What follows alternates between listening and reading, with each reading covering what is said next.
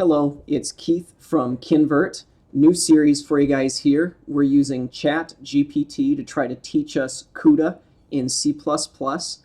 And basically I'm having it write the lessons. I'm making it clear when I'm saying something. And this is what I asked, and it just started teaching us how to install CUDA here. So if you want to follow this, the goal is to go all the way from installation and hello world all the way to MNIST using CUDA and C++. If you want to follow along with that, please subscribe. If you like these videos, please hit like. And you can follow the code also in the GitHub link in the description. If you watch, you might not want to watch all activity because I'll do like 10 commits at 3 a.m. You might not want to see that, but maybe start or whatever. And yeah, we're going to see if we can go all the way to learning MNIST in CUDA C++.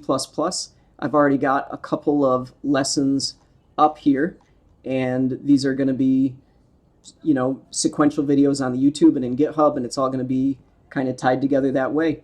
So yeah, that's about it. So Keith from Kinvert, hope you guys find this interesting, and I'll see you guys in the playlist. All right, bye.